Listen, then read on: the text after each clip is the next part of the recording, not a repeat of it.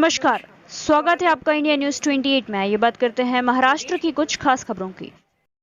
महाराष्ट्र के नागपुर के सावनेर में बाजार समिति चुनाव में केदार गुट का निर्विरोध वर्चस्व। सावनेर समूचे महाराष्ट्र में बाजार समितियों के चुनाव चल रहे हैं, जहां सत्ताधारी और विपक्ष एक बार फिर आमने सामने नजर आने को आतुर है। वही उत्सुकता का वातावरण भी गर्म है कि कौन बाजी मारता है। बाजार समिति चुनाव प्रक्रिया के नामांकन वापसी आज दिनांक 20 अप्रैल 2023 को थी। सावनेर कृषि उत्पन्न बाजार समिति के कुल 18 पदों के लिए मात्र 19 नामांकन दाखिल हुए थे, जिसमें केदार गुट के ही कृषि उत्पन्न बाजार समिति के पूर्व सभापति गुणवंता चौधरी ने अपना नामांकन वापस लेने से केदार गुट के सभी 18 प्रत्याशी निर्विरोध चुनकर आने से हर्ष का वातावरण निर्माण है। सुनील बाबू आगे बढ़ो, हम तुम्हारे साथ हैं के नारों से परिसर गूंज उठा।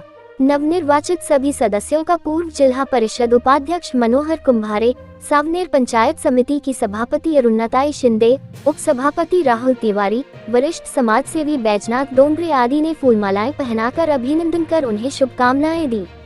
ज्ञात हो कि सहकार महर्षि स्वर्गीय बाबा साहेब केदार द्वारा नागपुर जिले समेत समूचे विदर्भ के सहकार क्षेत्र में रखी नींव इतनी मजबूत है कि उसे भेद पाने में भाजपा हमेशा ही नाकाम रही है।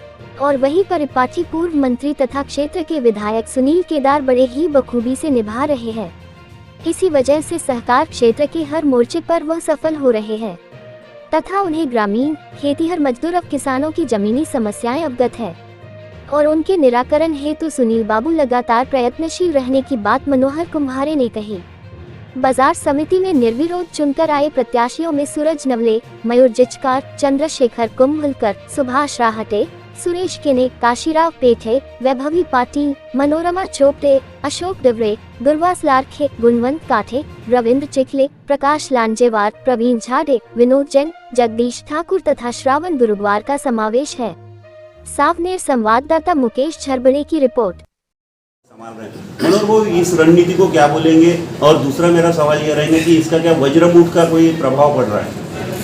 बाजार समिति का जो चुनाव सावनेर का जो अविरत हुआ है, आदरणीय बाबा साहब केदार के ज़माने से 50 सालों से ये बाजार समिति और नागपुर क्षेत्र में जो सहकार क्षेत्र है, तो केदार गुट का दबदबा रहा है और वो दबदबा सुनील केदार जी अभी नागपुर जिले में सहकार क्षेत्र संभाल रहे हैं। उसी के चलते हुए जो सावनेर में आज कृषि उत्पन्न बाजार समिति निर्विरोध जो चुनी गई है 18 सदस्य, वो उसका जो श्रेय है साहब को, आदरणीय सुनील केदार साहब को और उन्हीं के जो कार्यकर्ता मंडली है उन्हीं को जाता है। ये चुनाव का अगर देखे जाए तो विरोधी पक्ष जो है बीजेपी वाले जो नेतागण थे, उन्हीं के पास में ये चुनाव में उतारने के लिए पर्याप्त जो संख्या हो रहा था। ऐसा भी सुनने में आया है कि वो जो एक फॉर्म जो आज विड्रॉल हुआ है वो भी अपने ही पक्ष का था। वो माजी बाजार समिति के सभापति थे, साहब के करीबी है और साहब के कहने पे उन्होंने गुट के लिए, केदार गुट के लिए उन्होंने अपना यानी बीजेपी इस चुनाव में कहीं नहीं थी। बीजेपी चुनाव में उतार ही नहीं सकती क्योंकि उनकी सहकार क्षेत्र में केदार गुट के साथ में लड़ने की क्षमता ही नहीं है।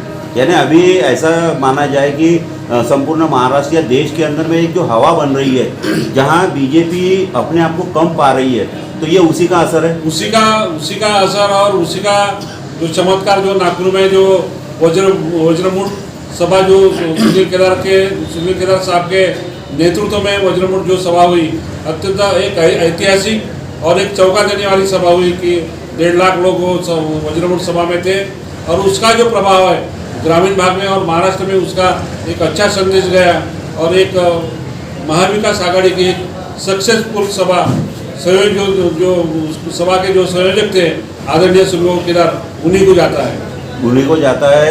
इसको हम ऐसा देख रहे हैं कि आने वाले 2024 के चुनाव की तैयारी महाविकास आघाड़ी कर रही है।